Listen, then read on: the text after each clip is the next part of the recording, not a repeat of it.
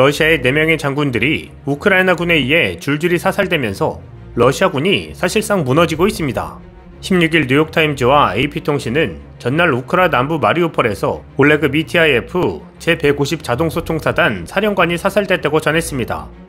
앞서 지난 11일까지 3명의 장군이 사살당했습니다. 2일에는 안드레이 스코베츠키 러시아 제7 공수사단장이, 7일에는 비탈리 게라시모프 러시아 41군 수석 부사령관이 전투 중 사살당했습니다. 그리고 지난 11일 안드레이 콜레스니코프 제29연합군 동부지역군 사령관이 사살됐다고 미 월스트리트저널과 영국 더 타임즈는 전했는데요. 우크라 전장에 약 20명의 장군이 작전을 진행 중인 상황에서 20일 동안 4명의 장군이 사살된 것은 이례적입니다.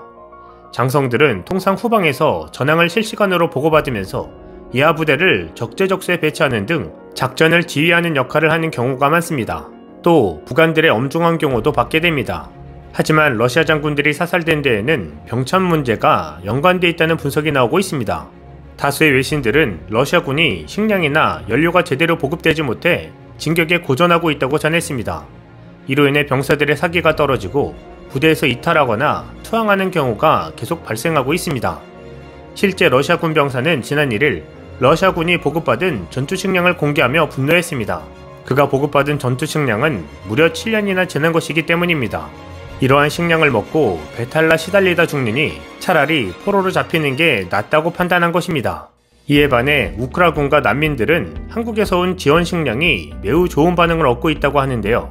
컵라면을 포함한 조리가 간편한 한국의 즉석식품이 맛도 있고 먹기도 편해 많은 도움이 되고 있다는 것입니다.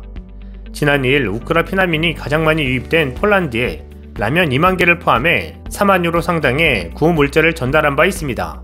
민주평화통일자문위원회와 중동부 유럽지역협의회는 11일 슬로바키아에 모인 피난민을 위한 구호품을 전달했습니다. 우크라이나와 국경을 접한 슬로바키아 미알로우체에 26톤 화물차 한 대로 라면, 즉석밥, 조미김, 스낵, 인산제품 등 한국산 식료품을 기부한 것입니다. 이 구호품은 현지에서 활동하는 한인 선교사 등을 통해 우크라이나 국경지대에 모인 피난민에게 분배됐습니다. 폴란드, 우크라이나 접경지대에서 가장 많은 난민이 들어오는 고르초바 국경검문소 인근 난민쉼터 출입문 앞에도 한국 라면이 든 상자를 볼 수 있습니다. 추운 날씨에 뜨끈하고 얼큰한 한국 라면이 그들의 몸은 물론 마음까지 따뜻하게 만들고 있습니다. 국물 한 방울 남기지 않을 정도로 맛있게 먹고 있다는 후문입니다. 현재 유럽에서는 각국 한인회 차원에서 우크라이나 피난민 돕기 모금운동이 활발히 전개되고 있습니다. 협의회는 중동, 아프리카 등 여러 지역 협의회 차원에서 우크라이나 피난민을 돕기 위한 성금을 보내옴에 따라 조만간 4만 유로 규모의 구호 물품을 추가로 공급할 예정으로 알려졌습니다.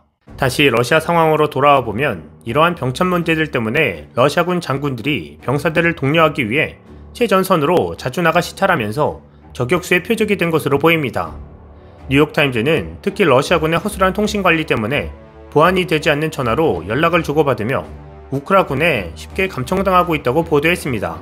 젤렌스키 우크라 대통령은 월스트리트저널과의 인터뷰에서 우크라이나에는 유명한 장군과 조종사, 포병 지휘관을 포함해 세부 정보를 수집하는 군사정보팀이 있다고 밝힌 바 있습니다. 이렇게 지휘 통제관인 장군들이 사살당하면서 러시아군은 제대로 된 판단을 하지 못해 사지로 몰리는 상황이 벌어지고 있습니다.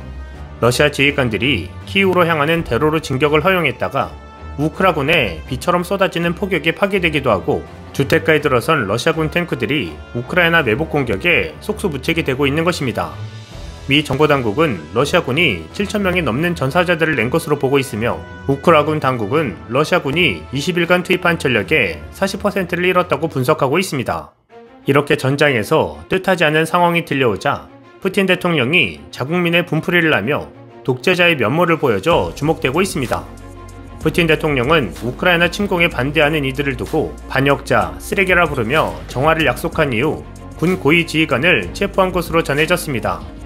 민간 탐사보도단체 빌링캣의 러시아 수석조사관 크리스토 그로제프는 현지 시간 17일 자신의 트위터에 러시아 국가경비대 부사령관인 로만 가브릴로프 장군이 연방보안국에 체포됐다고 전했습니다.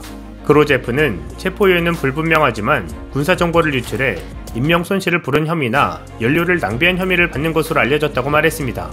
그는 푸틴이 이번 우크라이나 침공이 큰 어려움에 봉착한 상태라는 점을 인정한다는 점만큼은 분명하다며 전쟁 중에 장수를 갈아치우는 것은 절대 있어서는 안 될 나쁜 결정이라고 지적했습니다. 영국 일간지 텔레그래프는 가브릴로프 장군이 과거 대통령이 경호를 맡은 FSO의 사령관을 지냈다고 설명했습니다. 또 러시아 국가경비대는 우크라이나에서 교전을 해왔으며 많은 사상자를 낸 것으로 알려졌다고 전했습니다. 텔레그래프는 또 우크라이나 침공 전 첩보작전을 담당했던 FSB의 국장과 부국장도 체포됐다고 보도했습니다. 안드레이 솔다토프와 이리나 브로간 등 러시아의 두 언론인은 FSB 제5국의 책임자인 세르게이 베세다 대령과 부책임자 아나톨리 볼류크가 부패와 정보 실패 혐의로 체포됐다고 말했습니다. 이들은 미 싱크탱크 유럽정책분석센터에 기고한 글에서 마침내 푸틴이 자신이 속았다는 것을 깨달은 듯 보인다며 그 부서는 푸틴이 듣고 싶어하는 것을 말했던 것으로 보인다고 썼습니다. 텔레그래프는 우크라이나 전쟁이 교착 상태에 빠지고 손실이 커지는 상황에서 푸틴 대통령이 가브릴로프 장군을 포함해 고위 군사, 정보 지휘관에 대한 숙청으로 이어질 것으로 보인다고 전했습니다. 서방의 제재로 더욱 궁지에 몰리자 푸틴 대통령은 16일 TV 연설에서 전쟁에 반대하는 자국민에 대한 비판을 쏟아냈습니다. 푸틴 대통령은 러시아인들은 진정한 애국자와 쓰레기, 배신자를 구별할 수 있고 그들을 우연히 입안에 들어온 날파리처럼 뱉어낼 것이라며 이처럼 자연스럽고 필수적인 사회의 자체 정화는 우리나라를 강하게 할 것이라고 말했습니다. 이를 두고 서방 군사당국과 군사 전문가들은 푸틴 대통령의 고립된 처지를 보여주는 것이라고 해석했습니다. 영국 국방부의 제임스 히피 정무차관은 이러한 표현이 광적이고 엄청나게 위험한 것으로 러시아 최고사령부에 실제 불화가 있다는 증거라고 진단했습니다. 히피 차관은 정말로 위험하다고 볼만한 행동을 푸틴 대통령이 고려하도록 만드는 절박함이 있다며 그의 심리 상태가 어떤지 얼마나 절박해질지 깊이 우려하고 있다고 말했습니다. 러시아 정치 전문가인 알폴리티크의 타타냐 스타노바야는 자신의 텔레그램에 제가 보기에 푸틴과 함께 모든 것이 무너지기 시작한 것 같다며 그의 연설은 절망, 격한 감정, 무력감이었다고 썼습니다. 그는 이것은 종말의 시작이다. 그들은 모든 사람의 팔을 비틀어 감옥에 가둘 것이지만 이미 미래는 없다. 모든 게 부서지고 미끄러질 것이라고 말했습니다. 한편 푸틴 대통령은 현지 시간 18일 크림반도 병합 8주년 기념행사가 열린 모스크바 루즈니크 경기장에서 5분간의 연설을 했습니다.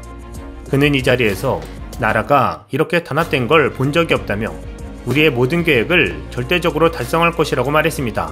그는 또 우리가 뭘 해야 하는지, 어떻게 해야 하는지, 어떤 비용이 드는지 알고 있다고도 했습니다. 로이터와 러시아 매체들은 러시아 공무원들이 이날 행사에 참석하라는 명령을 받았다고 보도했습니다. 객석에선 나치즘 없는 세상을 위해, 우리 대통령을 위해라는 문구가 써진 대형 깃발이 나부꼈습니다. 가디언은 이 행사가 공식적으로는 러시아의 크림반도 병합 8주년을 기념하는 것이었지만 연설은 우크라이나 침공 관련 국가를 결집시키려는 의도였다고 설명했습니다. 푸틴 대통령은 연설에서 우크라이나가 돈바스 지역에서 대량 학살을 저질렀다고 주장하며 우크라이나 침공을 정당화하려고 했다고 외신은 지적했습니다. 공산주의 국가에서 독재자들이 국민들의 눈과 귀를 막고 세뇌시키는 모습이 안타까울 뿐입니다. 곧 전 세계의 제재로 경제적 고통이 피부에 와닿을 것입니다. 민중들이 봉기에 체제를 갈아엎지 않는 한 가난은 이어질 것이고 통합이 아닌 분열이 이어질 것으로 보입니다. 이상 시온TV였습니다.